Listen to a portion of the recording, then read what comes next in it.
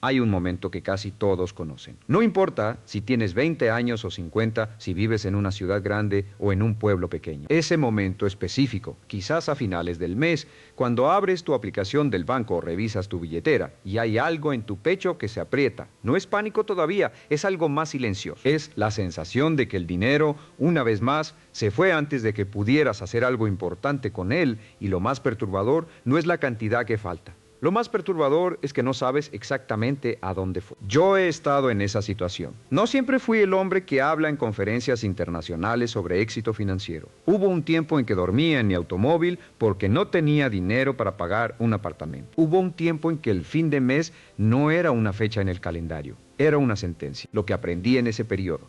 Y en los años que siguieron, cuando empecé a estudiar obsesivamente por qué algunas personas acumulan riqueza y otras permanecen atrapadas en el mismo ciclo durante décadas, es que el problema raramente es lo que pensamos que es. Pensamos que el problema es el salario. Pensamos que si ganáramos más, todo cambiaría. Pero he conocido a personas que ganan 10 veces lo que tú ganas hoy y viven con exactamente el mismo nivel de angustia financiera al final de cada mes. He conocido ejecutivos con sueldos de 6 cifras que no tienen ni 3 meses de gastos ahorrados. He conocido a empresarios exitosos con negocios prósperos que personalmente están al borde del colapso financiero porque nunca aprendieron a manejar lo que ganaban. El ingreso no es el problema. El ingreso es solo el volumen del agua. El problema está en el recipiente y en los agujeros que tiene. Hoy quiero hablar contigo de algo que va mucho más profundo que consejos de presupuesto. No voy a darte una lista de 5 pasos para ahorrar dinero. Eso lo puedes encontrar en cualquier lugar. Lo que quiero explorar contigo hoy es por qué el ciclo existe, por qué se perpetúa y qué tipo de transformación real, no superficial sino real, se necesita para romperlo de una vez por todas. Porque la verdad es que la mayoría de las personas que están atrapadas en ese ciclo no necesitan más información, necesitan una perspectiva diferente, necesitan ver el dinero de una manera que nadie les enseñó. Empecemos por algo que puede sonar incómodo, pero que es absolutamente necesario decir. Tu relación con el dinero fue programada. Fue programada antes de que tuvieras la capacidad de cuestionarla. Cuando eras niño, escuchabas frases. Quizás en tu casa se decía que la gente rica es egoísta o que el dinero es la raíz de todos los males. Quizás simplemente nunca se hablaba de dinero. Y ese silencio también fue una lección. El silencio enseñó que el dinero es un tema prohibido, misterioso, fuera de tu alcance. Estas frases, estos silencios, estas actitudes que observaste en los adultos que te rodeaban, se convirtieron en creencias. Y las creencias se convirtieron en comportamientos.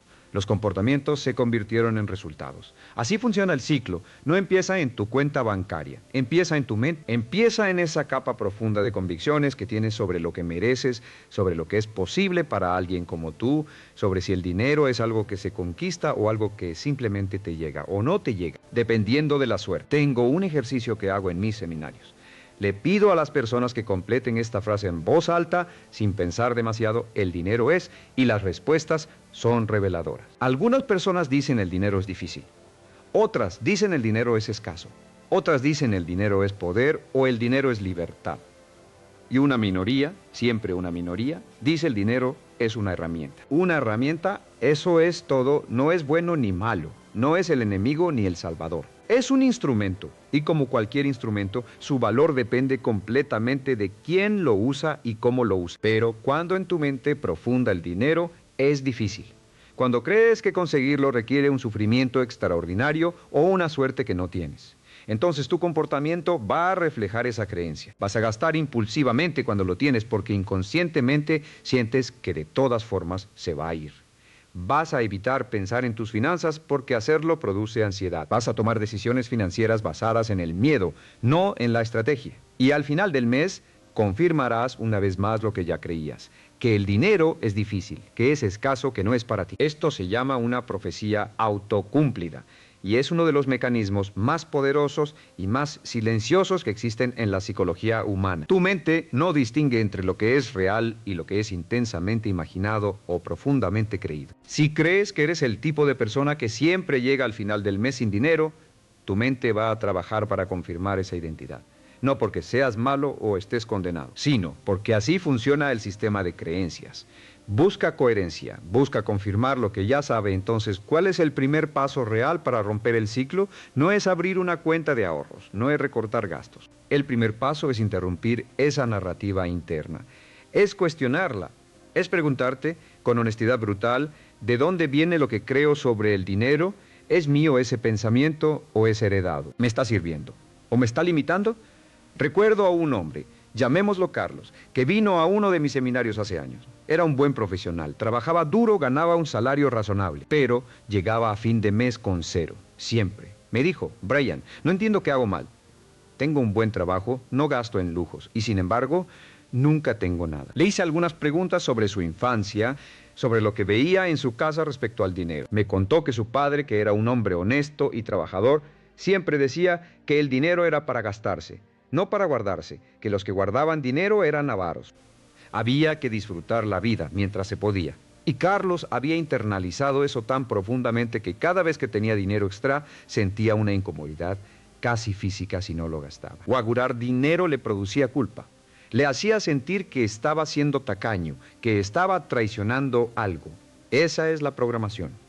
Y no hay nada de malo en Carlos como persona. Hay algo que necesita ser actualizado en su sistema de creencias, porque la realidad es que ahorrar no es ser avaro. Invertir no es desconfiar de la vida. Construir riqueza no es alejarse del placer. De hecho, la verdadera libertad financiera te da acceso a más vida, no a menos. Hablemos ahora de algo que llamo la ley del ingreso diferido. Es un concepto simple pero transformador. Todos los días tomamos decisiones sobre nuestro tiempo y energía.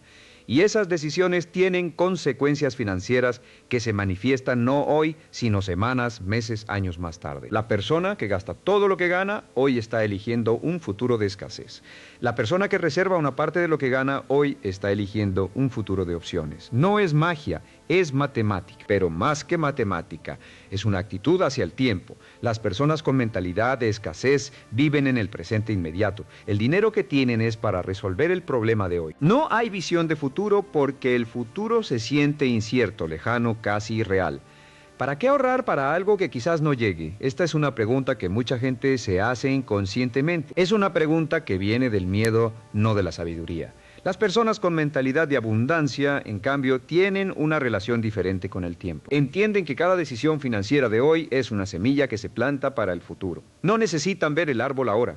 Tienen la paciencia y la confianza de saber que si plantan bien, el árbol crecerá. Esa diferencia en la relación con el tiempo es, quizás, la distinción más importante entre los que construyen riqueza y los que no. Permíteme darte un ejemplo numérico que uso frecuentemente porque creo que ilustra esto mejor que cualquier filosofía. Si una persona de 25 años empieza a invertir $100 al mes en un fondo indexado que crece a un promedio del 7% anual, a los 65 años tendrá aproximadamente $260,000, $100 al mes. Eso es $3.30 al día, menos que una taza de café en muchas ciudades, pero si esa misma persona espera hasta los 35 para empezar con las mismas condiciones, llegará a los 65 con $120,000, 10 años de diferencia, $140,000 de diferencia. Sin hacer nada más, solo empezando antes. Esto no es para hacerte sentir mal si tienes 35 o 40 o 50 años. Es para ilustrar el poder del tiempo. La lección más importante aquí no es el número. La lección es que el mejor momento para empezar fue ayer y el segundo mejor momento es hoy, no mañana, no cuando ganes más, no cuando termines de pagar la deuda.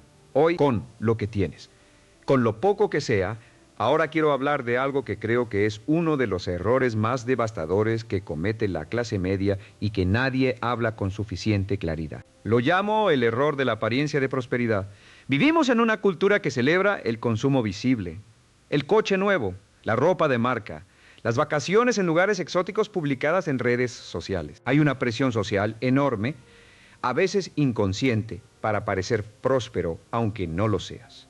Para vivir a la altura de lo que otros esperan de ti o de lo que tú crees que esperan. He conocido a personas que se endeudan para comprar cosas que no necesitan para impresionar a personas que ni siquiera les caen bien. Eso suena ridículo cuando lo dices así, pero es exactamente lo que ocurre todos los días en millones de hogares. El coche que está más allá de tus posibilidades, pero que te hace sentir exitoso. La casa en el barrio que no puedes realmente pagar, pero que da la imagen correcta. La ropa, los restaurantes, los gadgets, todos comprados con dinero que no tienes para proyectar una imagen que no es sostenible. El resultado es una trampa perfecta, porque ahora tienes deudas que requieren ingresos y esos ingresos se van completamente a pagar esas deudas. Y no queda nada para construir, no queda nada para invertir, no queda nada para crecer. Estás en una cinta de correr que va más y más rápido y tienes que correr solo para quedarte en el mismo lugar. Eso no es prosperidad. Eso es una ilusión de prosperidad que te cuesta toda tu libertad. Robert Kiyosaki tiene una distinción que me parece brillante, aunque yo la expreso de manera diferente. Él habla de activos y pasivos. Yo prefiero hablar de cosas que te dan libertad y cosas que te quitan libertad. Una deuda de consumo, un crédito para un televisor, un préstamo para unas vacaciones, eso no te da nada que crezca. Te quita libertad futura a cambio de placer presente. Una inversión, aunque sea pequeña, en algo que va a crecer con el tiempo, eso te da libertad futura. Y la acumulación de libertad futura es lo que llamamos riqueza. La persona promedio toma decisiones que intercambian libertad futura por comodidad presente. La persona financieramente exitosa aprende a hacer lo contrario, a sacrificar algo de comodidad presente para ganar libertad futura. No toda la comodidad, no tienes que vivir como una seta, pero sí una parte. Sí esa porción que marca la diferencia. Hablemos ahora de los hábitos, porque si hay algo que he aprendido en décadas de estudiar a personas exitosas y a personas que luchan, es que la diferencia fundamental no está en los grandes momentos de decisión, está en los pequeños hábitos cotidianos. Los hábitos que nadie ve, los hábitos que se practican en silencio, día tras día, sin aplausos. He estudiado a cientos de millonarios a lo largo de mi carrera. Una de las cosas que más me ha sorprendido es cuán aburrida es su vida financiera. No en el sentido negativo, sino en el sentido de que sus hábitos financieros son consistentes, predecibles y simples. No están haciendo malabarismos con inversiones complicadas. No están persiguiendo la oportunidad del mes. Tienen sistemas simples que siguen con una disciplina casi mecánica. El primero y más universal de esos hábitos es lo que yo llamo pagarse primero. Antes de pagar el alquiler, antes de pagar la luz, antes de comprar comida, una parte de lo que ganas va directamente a un lugar donde no lo tocarás. No el 10% que sobra al final del mes. El 10% que sale primero, antes de que el resto del dinero tenga oportunidad de desaparecer. Este hábito, practicado con consistencia, es literalmente la base de toda acumulación de riqueza personal. Suena simple y lo es, pero la simplicidad no significa que sea fácil. Porque la primera reacción de la mayoría de las personas cuando escuchan esto es: no puedo permitirme ahorrar el 10%, tengo demasiadas obligaciones, el alquiler, los préstamos, la comida, los niños, no me sobra nada para ahorrar. Y entiendo esa sensación, pero quiero desafiarte con una idea. Si mañana tu salario se redujera un 10%, ¿qué harías? Probablemente encontrarías la manera de vivir con ese 10% menos. Porque los seres humanos somos extraordinariamente adaptables cuando no tenemos otra opción. El secreto está en crear esa condición artificialmente, en decidir que ese 10% no existe para ti, en tratarlo como si nunca hubiera llegado y adaptarte al 90% restante. Al principio es incómodo, al principio requiere ajustes, pero con el tiempo te adaptas. Ese 10% empieza a trabajar para ti mientras tú trabajas para ganarlo. Si el 10% te parece imposible ahora mismo, empieza con el 1%. Literalmente el 1% de lo que ganas. Si ganas 1,000, aparta 10. Si ganas 2,000, aparta 20. La cantidad no importa tanto como el hábito, porque estás entrenando a tu mente y a tu sistema financiero para que funcionen de una manera diferente. Cuando el 1% se vuelve automático, lo subes al 2 y luego al 3. Y así gradualmente construyes el músculo del ahorro sin que se sienta como un sacrificio insoportable. Hay otro hábito que quiero mencionar y que me parece igualmente poderoso. El hábito de la contabilidad consciente. No me refiero a llevar una hoja de cálculo complicada. Me refiero a saber en cualquier momento cuánto dinero tienes, cuánto debes y a dónde va tu dinero cada mes. Suena básico, pero te sorprendería cuántas personas no tienen ni la más remota idea de sus números reales. Tienen una sensación aproximada, una intuición, pero no los números reales. Y hay una razón para eso. Conocer los números reales puede ser doloroso, puede confrontarte con decisiones que has estado evitando, puede obligarte a ver patrones que preferirías ignorar. Así que la mente, que siempre busca protegerte del dolor inmediato, evita esa revisión, pospone el momento de verdad. Esa postergación es exactamente lo que permite que el ciclo continúe. Uno de los ejercicios más poderosos que puedo sugerirte es este. Durante 30 días anota cada gasto. El estacionamiento, la suscripción que olvidaste que tenías, la compra impulsiva en línea a las 11 de la noche, todo, no para juzgarte, no para castigarte, sino para simplemente ver, porque la conciencia es el primer paso hacia el cambio. No puedes cambiar lo que no puedes ver. Cuando mis estudiantes hacen este ejercicio, casi invariablemente se sorprenden. No de los gastos grandes, esos los conocen. Se sorprenden de los pequeños, de los invisibles, de los que se acumulan sin que nadie los note. Las suscripciones que ya no usan, los gastos en aplicaciones de entrega de comida que suman cientos al mes. Los pequeños caprichos que individualmente parecen insignificantes, pero que en conjunto representan una cantidad que invertida podría cambiar su futuro. No te digo que no puedas disfrutar de esas cosas, te digo que seas consciente de ellas, que las elijas con intención, no que simplemente ocurran. Hay una diferencia enorme entre decidir conscientemente gastar $20 en una cena especial y gastar $20 en algo que ni siquiera recuerdas al día siguiente. Uno es una elección. El otro es una fuga. Ahora quiero hablar de algo que creo que es profundamente importante y que pocas personas se atreven a decir directamente: el papel de la deuda en el ciclo de escasez. La deuda de consumo específicamente es quizás el obstáculo más grande que existe para la construcción de riqueza personal. Y no porque la deuda sea intrínsecamente mala. Hay deudas que tienen sentido. Una hipoteca en condiciones razonables, un préstamo para educación que aumenta tu capacidad de generar ingresos, financiamiento para un negocio con plan claro. Esas pueden ser herramientas útiles. Pero la deuda de consumo, las tarjetas de crédito usadas para compras que se deprecian o que se consumen, los créditos personales para gastos cotidianos, eso es otra cosa. Eso es pagar intereses por cosas que ya no tienes o que valen menos de lo que pagaste por ellas.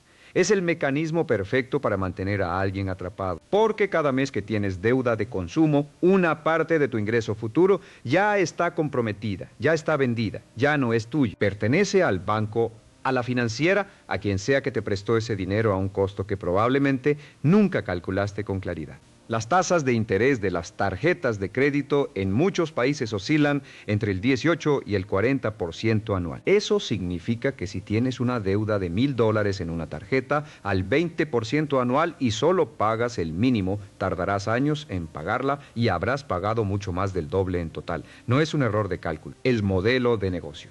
Las instituciones financieras son muy buenas en lo que hacen. Y lo que hacen es hacer que el dinero fluya hacia ellas, no hacia ti. No te digo esto para hacerte sentir víctima. Te lo digo para que entiendas las reglas del juego. Porque cuando entiendes las reglas, puedes jugar de manera diferente. La regla más importante aquí es esta: nunca pagues intereses por algo que se consume o se deprecie.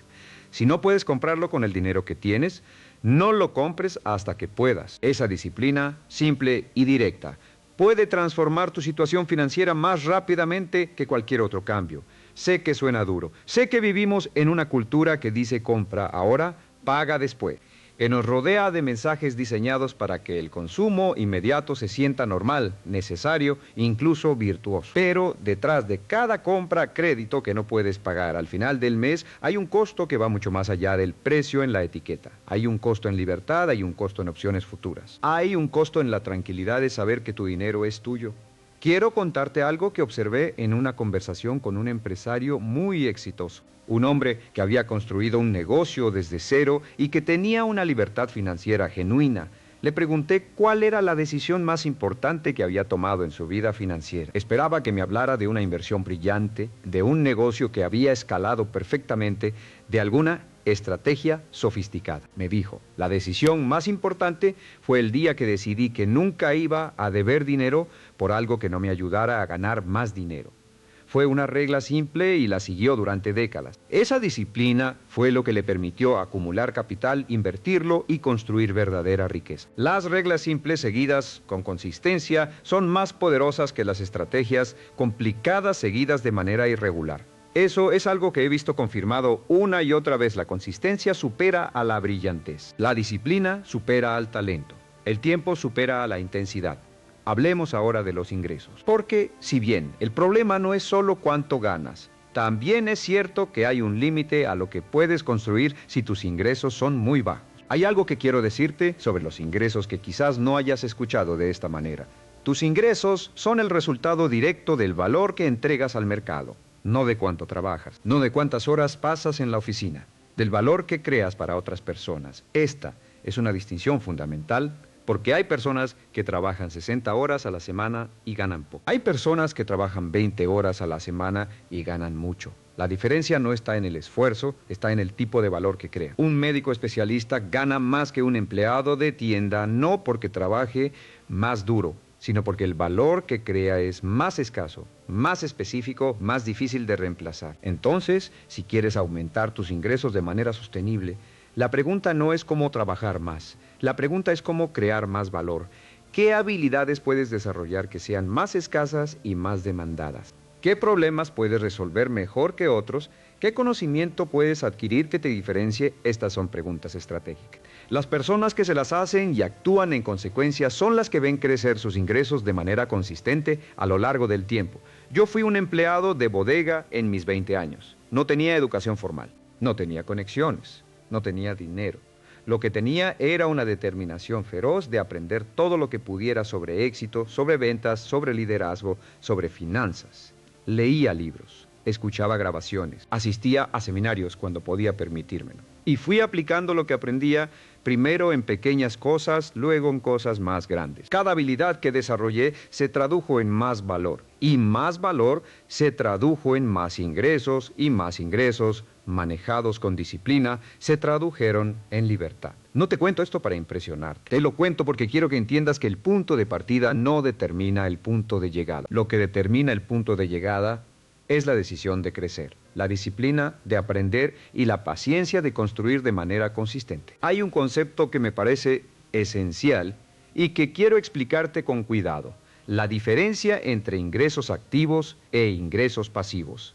Los ingresos activos son los que requieren tu tiempo y energía para generarse. Tu salario es un ingreso activo. Los honorarios de un profesional independiente son ingresos activos. Cada vez que paras de trabajar, dejan de llegar. Los ingresos pasivos, en cambio, son los que se generan sin que tú tengas que estar presente activamente. Los dividendos de inversiones, los alquileres de propiedades, los derechos de autor de un libro o un producto digital. Los ingresos de un negocio que funciona sin tu presencia constante. La meta de la libertad financiera real es construir suficientes ingresos pasivos para cubrir tus gastos. Cuando tus ingresos pasivos superan tus gastos, eres financieramente libre. Ya no necesitas vender tu tiempo para sobrevivir. Puedes elegir cómo usar tu tiempo basándote en lo que te da significado, no en lo que te da dinero para pagar las cuentas. Ahora bien, construir ingresos pasivos requiere tiempo, capital o ambos. No sucede de la noche a la mañana. Y aquí es donde la paciencia y la disciplina se vuelven absolutamente críticas. Porque el camino hacia los ingresos pasivos pasa por una fase en la que tienes que invertir antes de recibir. Tienes que plantar antes de cosechar. Y esa fase puede durar años. La mayoría de las personas abandona en esa fase porque no ve resultados inmediatos. Pero los que persisten, los que siguen invirtiendo mes tras mes, aunque los resultados sean pequeños, son los que eventualmente alcanzan ese punto de inflexión donde el dinero empieza a trabajar para ellos tan activamente como ellos trabajan para el dinero. Una vez que llegas a ese punto, el ciclo se invierte. En lugar del ciclo de escasez, entras en un ciclo de acumulación y ese ciclo también se retroalimenta, pero en la dirección correcta. Quiero hablar ahora de algo que creo que es uno de los temas más mal entendidos en el mundo de las finanzas personales: la inversión. Porque cuando la mayoría de las personas escucha la palabra inversión, piensa en algo complicado, arriesgado, reservado para gente con mucho dinero o mucho conocimiento. Eso es un malentendido que le ha costado a millones de personas décadas de oportunidades perdidas. Invertir, en su forma más simple, es poner tu dinero a trabajar en algo que va a crecer con el tiempo. No necesitas ser un experto en mercados financieros. No necesitas tener miles de dólares para empezar. No necesitas entender el análisis técnico ni los derivados financieros. Lo que necesitas entender son algunos principios básicos que, aplicados con consistencia, producen resultados extraordinarios a largo plazo. El primero es la diversificación. No pongas todos tus huevos en una sola canasta.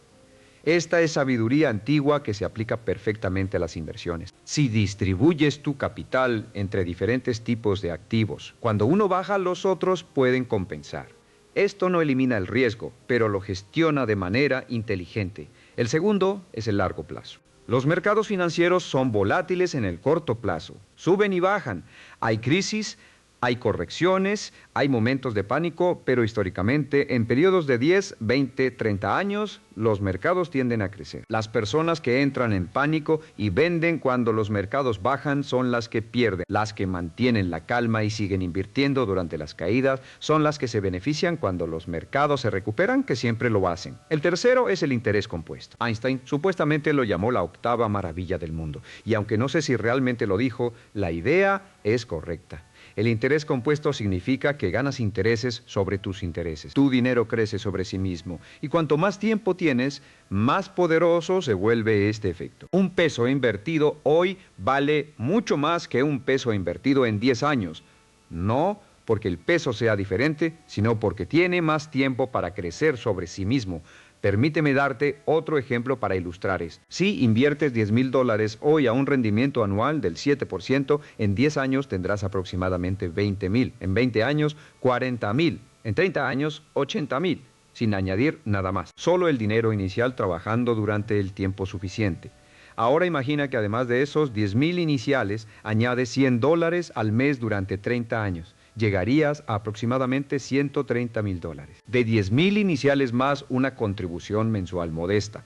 Eso es el poder del tiempo y la consistencia. No te estoy prometiendo rendimientos específicos. Los mercados varían, hay riesgos, pero el principio es sólido y ha funcionado durante generaciones. Las personas que empezaron a invertir modestamente a los 20 o 30 años y mantuvieron el hábito durante décadas se convirtieron en millonarios silenciosos, no porque fueran genios financieros, sino porque entendieron el poder del tiempo y la consistencia. Ahora quiero abordar algo que me parece crucial y que conecta todo lo que hemos hablado, la mentalidad de largo plazo. Esta es quizás la característica más distintiva de las personas que construyen riqueza real. Y es también la más difícil de desarrollar en un mundo que está diseñado para la gratificación inmediata. Vivimos en una época de inmediatez. ¿Quieres información? La tienes en segundos. ¿Quieres comida? La tienes en minutos. ¿Quieres un producto? Lo tienes en horas. Esta inmediatez es maravillosa en muchos sentidos, pero ha tenido un efecto secundario en nuestra psicología. Ha debilitado nuestra tolerancia a la espera. Ha reducido nuestra capacidad de diferir la gratificación. La capacidad de diferir la gratificación, de esperar, de ser paciente, es absolutamente fundamental para construir riqueza. Hay un experimento psicológico famoso que se hizo en la Universidad de Stanford en los años 60 y 70. Se le daba a un niño un marshmallow, esa golosina esponjosa, y se le decía, si esperas 15 minutos sin comértelo, te damos otro. Algunos niños esperaban y obtenían el segundo marshmallow. Otros no podían resistir y lo comían de inmediato. Lo fascinante es que, cuando se hizo seguimiento a esos niños, décadas después los que habían esperado tendían a tener mejores resultados académicos, mejores trabajos, mejores relaciones y sí, mejores finanzas. La capacidad de diferir la gratificación, de resistir el impulso inmediato por un beneficio futuro mayor, resultó ser un predictor poderoso del éxito en múltiples áreas de la vida. No te digo que seas una seta. No te digo que no disfrutes el presente, te digo que desarrolles la capacidad de elegir cuándo disfrutar y cuándo esperar, de ser el dueño de tus impulsos, no su esclavo. Y esa capacidad se desarrolla como un músculo, se fortalece con la práctica. Cada vez que resistes una compra impulsiva, cada vez que eliges ahorrar en lugar de gastar, cada vez que mantienes tu plan financiero, a pesar de la tentación, estás fortaleciendo ese músculo. Con el tiempo, esa fortaleza se convierte en libertad. Porque cuando no eres esclavo de tus impulsos, puedes tomar decisiones reales. Decisiones que reflejan lo que realmente quieres para tu vida. No solo lo que quieres en este momento. Hablemos de algo que creo que es profundamente subestimado. El entorno. Las personas con las que te rodeas tienen un impacto enorme en tu mentalidad financiera, en tus hábitos y en tus decisiones. Hay un dicho que me gusta mucho. Eres el promedio de las 5 personas con las que pasas más tiempo. Y aunque es una simplificación, Captura algo real. Si todas las personas que te rodean viven al día, si todas gastan lo que ganan, si todas hablan del dinero como algo escaso y difícil, si nadie en tu círculo invierte o ahorra o piensa en el largo plazo, entonces esa es la norma que defines para ti mismo. Desviarte de esa norma requiere una energía enorme porque va en contra de la corriente social. Por el contrario, si empiezas a rodearte de personas que tienen hábitos financieros saludables, que hablan de inversión, que piensan en el largo plazo, que tienen metas claras, ese entorno empieza a influir en ti de manera positiva. Sus hábitos se vuelven normales para ti. Sus conversaciones expanden tu perspectiva. Sus resultados te demuestran que es posible. No te digo que abandones a tus amigos o familia. Digo que seas intencional con tu entorno, que busques activamente personas que te eleven, que leas libros escritos por personas que han construido lo que tú quieres construir, que escuches a mentores, aunque sea a través de grabaciones o videos que tengan la perspectiva que tú quieres desarrollar. Porque las ideas que consumes, las conversaciones que tienes, el ambiente en el que te mueves, todo eso moldea tu mentalidad. Y tu mentalidad moldea tus decisiones, y tus decisiones moldean tu vida. Quiero hablar ahora de un tema que me parece especialmente importante para las personas que están empezando desde cero o que sienten que han cometido muchos errores financieros en el pasado. Ese tema es el perdón financiero y el nuevo comienzo. He conocido a muchas personas que están paralizadas por sus errores del pasado, que gastaron de más durante años, que tomaron malas decisiones de inversión, que se endeudaron más de lo que podían manejar.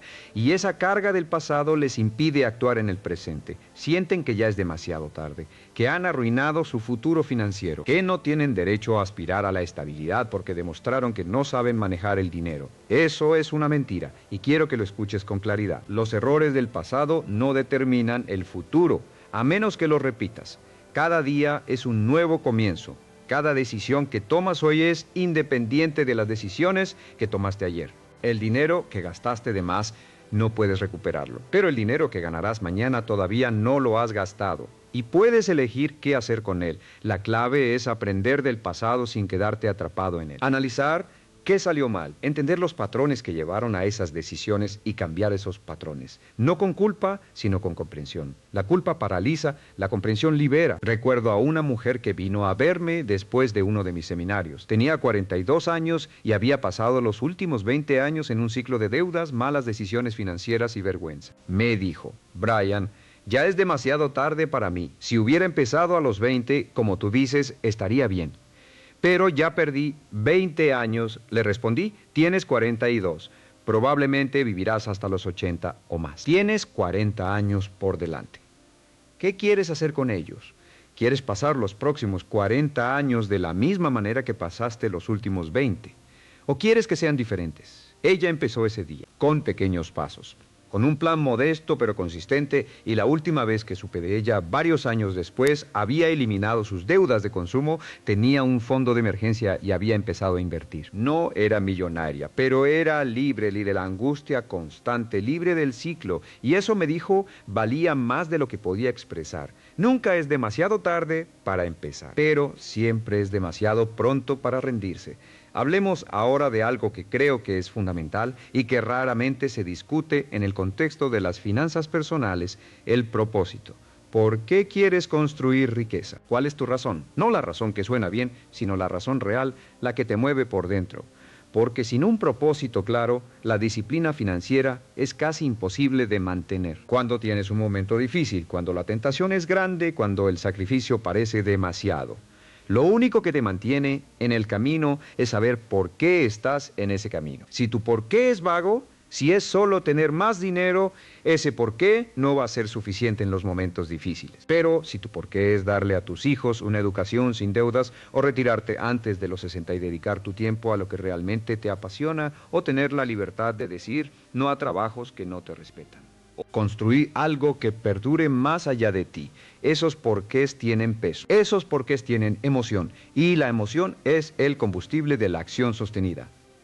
Te invito a que te tomes un momento después de este video para escribir tu porqué, no en tu cabeza, en papel, con palabras concretas. ¿Qué quieres que sea diferente en tu vida financiera? ¿Por qué quieres que sea diferente? ¿Qué significa para ti la libertad financiera? ¿Cómo se vería tu vida si no tuvieras que preocuparte por el dinero? ¿Qué harías con ese tiempo, esa energía, esa paz mental? Esas respuestas son tu brújula, y cuando tengas una brújula clara, el camino, aunque no sea fácil, tiene dirección. Y la dirección lo cambia todo. Quiero hablar ahora de algo que me parece uno de los principios más contraintuitivos pero más poderosos que he encontrado en el estudio de la riqueza, la generosidad. Sé que suena paradójico. Estamos hablando de construir riqueza, de ahorrar, de invertir, y ahora hablo de dar.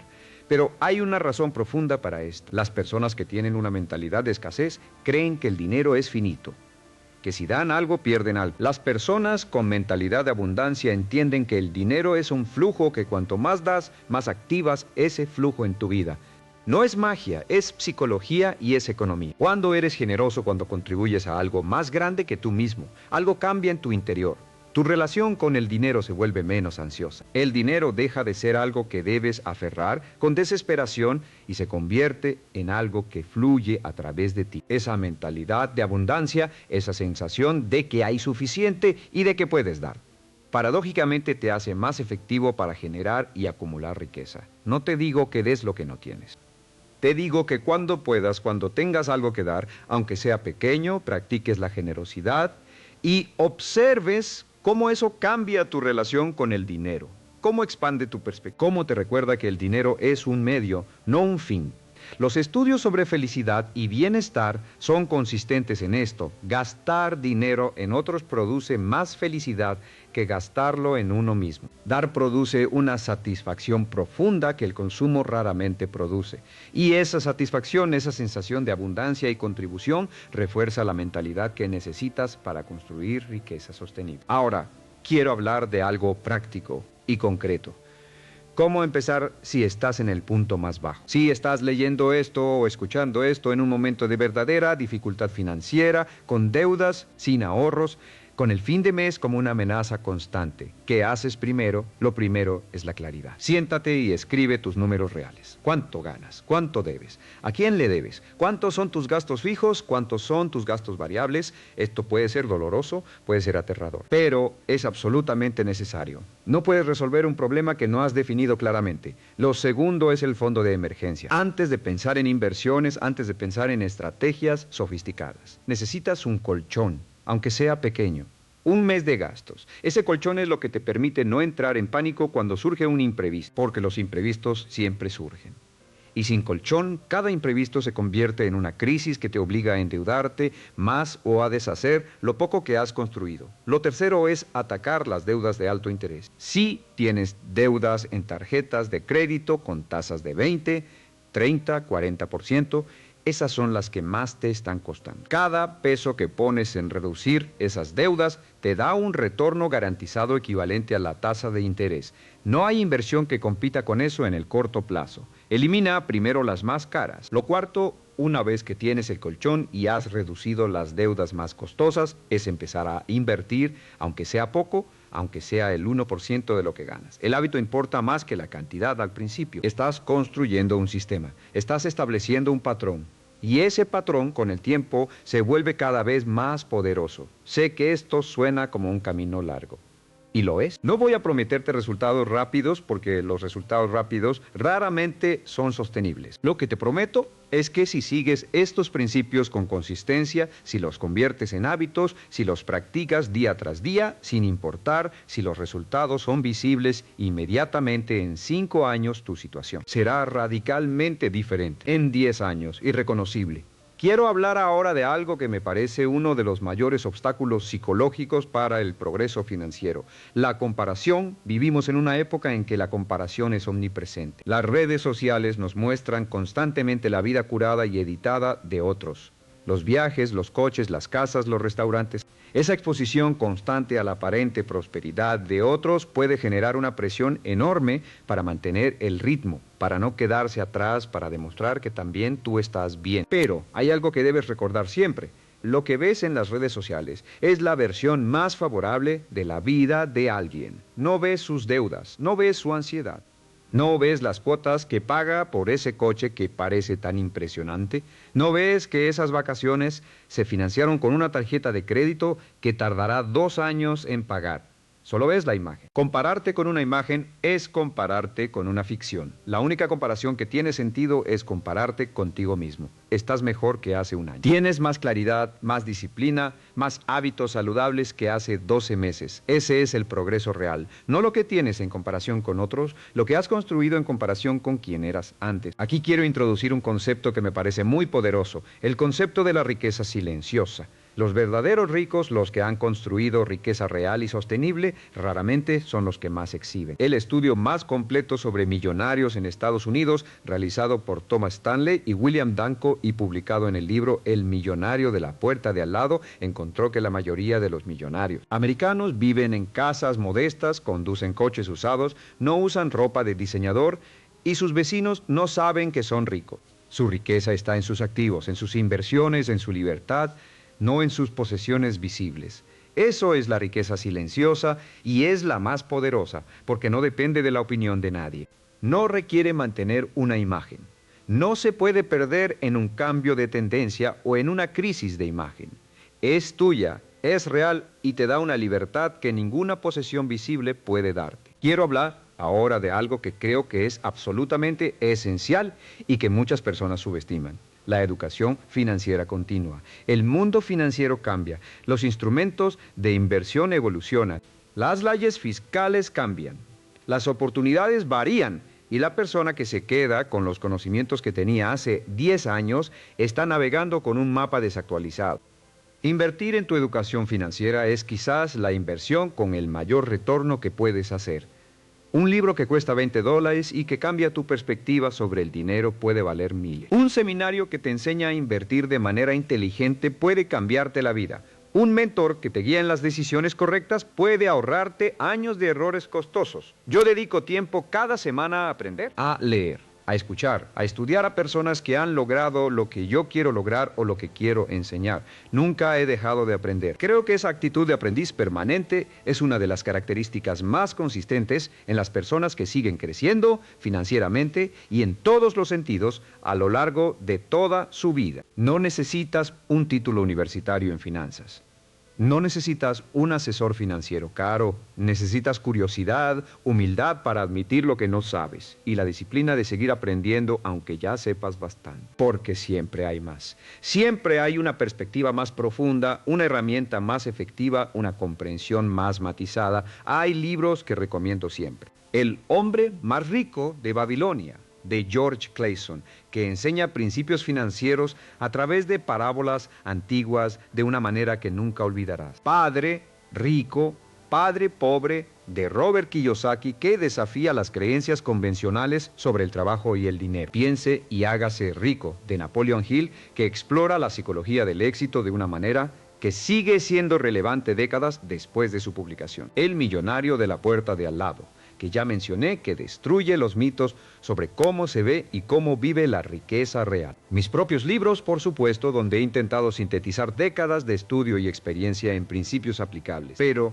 más allá de los libros específicos, lo que importa es el hábito de leer, de aprender, de cuestionar tus creencias y actualizarlas cuando encuentras evidencia de que hay una mejor manera. Ese hábito por sí solo te pondrá por delante de la gran mayoría de las personas que nunca leen un libro sobre finanzas después de terminar la escuela. Quiero ahora hablar de algo que creo que es el corazón de todo lo que hemos discutido, la identidad financiera, no solo los hábitos, no solo los conocimientos, sino quién crees que eres en relación con el dinero, porque al final tus acciones siempre van a ser consistentes con tu identidad. Sí, en lo más profundo de ti crees que eres el tipo de persona que siempre lucha con el dinero, que nunca tiene suficiente, que no es buena con las finanzas, entonces esa identidad va a sabotear cualquier esfuerzo que hagas porque la mente busca coherencia, busca confirmar quién crees que eres. Pero si cambias esa identidad, si empiezas a verte como alguien que es responsable con el dinero, que toma decisiones inteligentes, que construye riqueza gradualmente,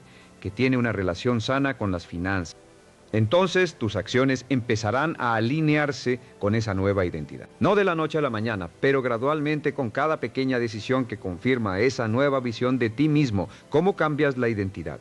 Con acciones pequeñas y consistentes que la confirmen. Cada vez que ahorras algo, aunque sea poco, te estás diciendo a ti mismo: Soy el tipo de persona que ahorra cada vez que resistes una compra impulsiva. Te estás diciendo, soy el tipo de persona que tiene control sobre sus impulsos. Cada vez que inviertes algo, te estás diciendo, soy el tipo de persona que construye para el futuro. Esas afirmaciones, hechas no con palabras, sino con acciones, van cambiando gradualmente la imagen que tienes de ti mismo.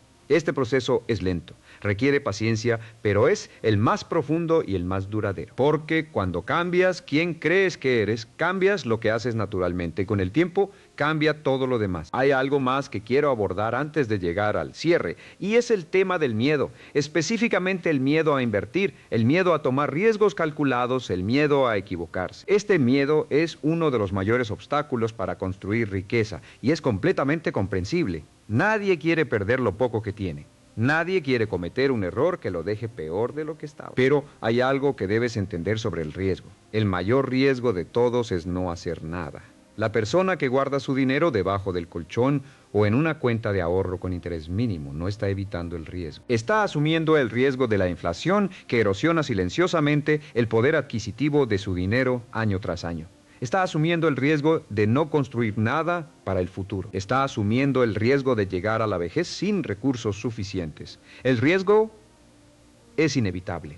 La pregunta no es si vas a asumir riesgos. La pregunta es qué tipo de riesgos vas a asumir. Los riesgos calculados, informados, diversificados, con horizonte de largo plazo, son muy diferentes a los riesgos impulsivos, sin información, concentrados en una sola apuesta. Los primeros son los que construyen riqueza.